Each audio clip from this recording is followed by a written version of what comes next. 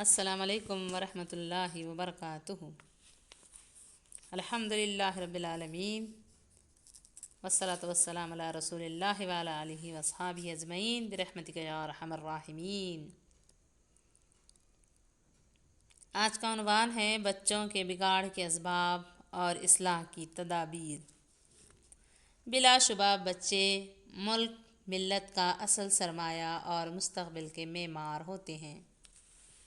سماج اور معاشرے کے بناؤ اور بگاڑ میں ان کا اہم رول ہوتا ہے۔ والدین کے لیے وہ اللہ تعالیٰ کا انعام و عطیہ بھی ہیں اور ایک امانت بھی ہے جو اللہ تعالیٰ نے ان کے سپرد کر رکھی ہے۔ چنانچہ والدین اور بچوں کے دیگر سرپرستوں کو چاہیے کہ ان کے سامنے اسلامی زندگی اور اسلامی اخلاق و کردار کا عملی نمونہ پیش کریں۔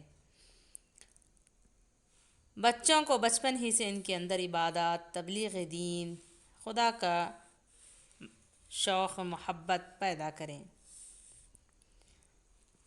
جہاں تک باپ کا تعلق ہے وہ پورے خاندان کا کفیل ہے۔ ذمہ داری تو باپ اور ماں دونوں پر یکساں عائد ہوتی ہے۔ تمام ہی اہل خانہ کی تربیت کا وہ ذمہ دار ہے۔ تاہم بچوں کی تربیت کی ذمہ داری باپ سے زیادہ ماں پر عائد ہوتی ہے، کیونکہ باپ معاشی دوڑ دھوپ، ضروریات زندگی حاصل کرنے کی تگ و دو میں اتنا وقت ہی نہیں دے پاتا کہ گھر میں قرار سے رہ کر بچوں کی پرورش و نگہداشت اور اچھی تعلیم و تربیت کر سکے۔ لہٰذا ماں کی ذمہ داری ہے کہ وہ ان کی تعلیم و تربیت کے لیے ہمیشہ فکر مند اور کوشاں رہے، تاکہ بچے خاندان، سماج اور ملک کی بقا، صحیح تعمیر، ترقی میں اہم کردار ادا کر سکیں، جو اللہ تعالیٰ کو مطلوب ہے، اور اپنی اور اپنے خاندان کی دنیاوی اور اخروی فلاح کا ذریعہ بھی بن سکیں۔ فرمایا رسول اکرم صلی اللہ علیہ وسلم نے، عورت اپنے شوہر کے گھر اور اس کے بچوں کی نگران ہے، ان سے متعلق اس سے پوچھو گی۔ اس ذمہ داری کی اہمیت کا اندازہ اس بات سے بھی کیا جا سکتا ہے کہ اللہ تعالیٰ نے اس ذمہ داری کے سبب عورت کو تمام سیاسی، سماجی، معاشی اور دیگر باہر کی ذمہ داریوں سے بھی بری الذمہ کیا ہے۔ یہاں تک کہ جمعہ، عید کی نمازیں، 5 وقتہ نماز باجماعت کی فرضیت سے بھی اسے مستثنیٰ کر دیا ہے، یعنی اس کو چھوڑ دیا گیا ہے۔ اولاد کی پرورش، تربیت جیسے کٹھن کام کے سلسلے میں خداوند کریم نے ماں باپ دونوں ہی میں یہ فطری جذبہ رکھا ہے کہ ان کے لیے معاشی دوڑ دھوپ، بچپن سے لے کر بڑا ہونے تک ہر طرح کی تکلیف، پریشانیاں خوشی خوشی برداشت کرتے ہیں۔ اس کام میں معمولی سی ناگواری اور بے چینی بھی محسوس نہیں کرتے۔ باپ اولاد کی خاطر کماتا ہے، سردی گرمی ہو یا برسات یا بیماری، ہر وقت ہر حال میں ان کے لیے معاشی تگ و دو میں مصروف رہتا ہے۔ ان پر اپنی محنت سے حاصل کی ہوئی دولت خرچ کر کے روحانی سکون حاصل کرتا ہے، اور ماں حمل سے لے کر پیدائش تک ان کے بعد کے ہر طرح کے حالات میں نہایت سکون، صبر، خوشی، مسرت سے ان کی پرورش کرتی ہے، بلکہ باپ سے زیادہ ہی تکلیفیں، مصیبتیں وہ خوشی خوشی جھیل جاتی ہیں۔ خداوند کریم نے اولاد کے تئیں صبر، برداشت، بے لوث محبت، ایثار، قربانی جیسے صفات سے اسے نواز دیا ہے، جو ان کی پرورش اور تربیت کے لیے نہایت ضروری ہے۔ ساتھ ہی ساتھ ان کی اچھی تعلیم و تربیت کا بھی پورا اہتمام کیا جائے۔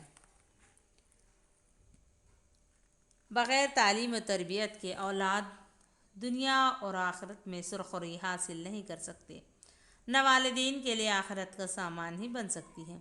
اس سے غفلت کا انجام بڑا بھیانک ہے۔ ارشاد الہی ہے، سورہ تحریم کی آیت 6 کا ترجمہ: اے مومنو، بچاؤ اپنے آپ کو اور اپنے اہل و عیال کو اس آگ سے جس کا ایندھن انسان اور پتھر ہوں گے، جس پر نہایت تند خو اور سخت گیر فرشتے مقرر ہوں گے، جو کبھی اللہ کے حکم کی نافرمانی نہیں کرتے اور جو حکم بھی انہیں دیا جاتا ہے اسے بجا لاتے ہیں۔ لیکن آج کے بچے سدھار کم بگاڑ کی طرف زیادہ مائل ہیں۔ یہ بچپن، یہ لڑکپن کے زمانے کا بگاڑ بڑے ہونے تک چلتا رہتا ہے۔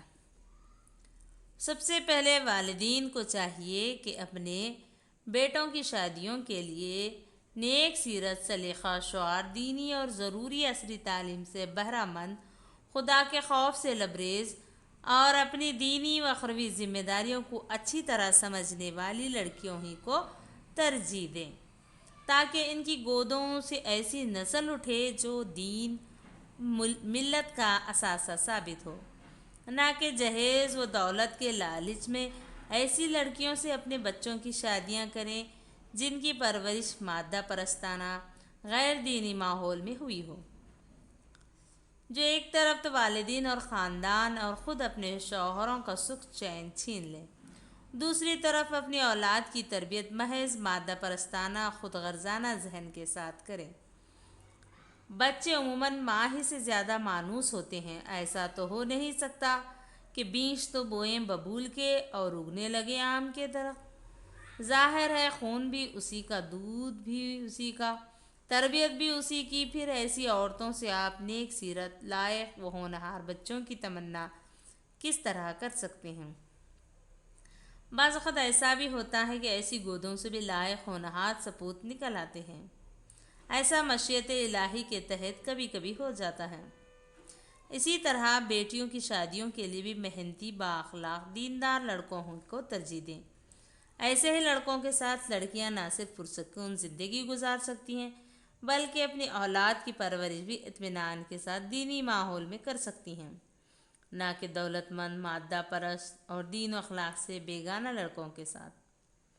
دوسرے یہ کہ ہر عورت خصوصاً اپنے زمانۂ حمل اور زمانۂ رضاعت میں حلال کمائی استعمال کرے اور اپنے عادات و خیالات کو بلند و پاکیزہ بنائے۔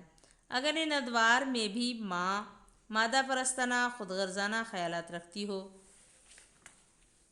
سست اور کاہل ہو، اپنی دینی و اخروی ذمہ داریوں سے غافل ہو، شوہر، ساس، نندوں سے جھگڑنا، تکلیفیں دینا، دوسروں کی حق تلفیاں اس کا شعار ہو، جھوٹ، غیبت، حسد، بدگمانی، طعنہ زنی جیسی برائیوں میں ملوث ہو، تو بچے بھی یقیناً وہی نقش لے کر اس دنیا میں آئیں گے۔ پھر ان کی اصلاح ایک بہت مشکل کام ہو جائے گا۔ بچہ تقریباً 5 سال کی عمر تک اپنے اطراف و جوانب سے جو کچھ دیکھتا ہے اور سنتا ہے وہ ہمیشہ کے لیے اس کے ذہن و دل پر نقش ہو جاتا ہے۔ یہ سائنسی تحقیق سے بھی ہے اور حدیث سے بھی ثابت ہے۔ ہم دیکھتے ہیں کہ بچہ چند ماہ کا بھی ہونے نہیں پاتا کہ ٹی وی پر ناچ گانے، فحش حرکات بڑے مزے سے دیکھتا ہے۔ 5 سال تک تو نہ جانے اپنے گھر اور ماحول کی کتنی برائیاں اپنے اندر جذب کر لیتا ہے۔ بچوں کو اگر بچپن ہی سے غلط ماحول ملے جہاں حرام حلال کی کوئی تمیز نہ ہو، وہ کسی کے حقوق جانتے ہوں، نہ اپنے فرائض سے آگاہ ہوں، گھر کے رہنے والوں کے آپس میں دشمنیاں ہوں، لڑائی جھگڑے ہوں، جھوٹ بولنا ہو، اریاں فلمیں دیکھنا ہوں، یہی تو سب وہ سیکھے گا۔ اگر گھر کا ماحول ایسا ہو کہ جہاں پر ترجمہ قرآن، حدیث کا مطالعہ، دینی احکام پر جاننے کا عمل، دینی کاموں میں حصہ لینے کے ماں باپ، گھریلو ماحول ایسا ہو، تو پھر بچے میں بھی یہی اچھی عادتیں پروان چڑھیں گی۔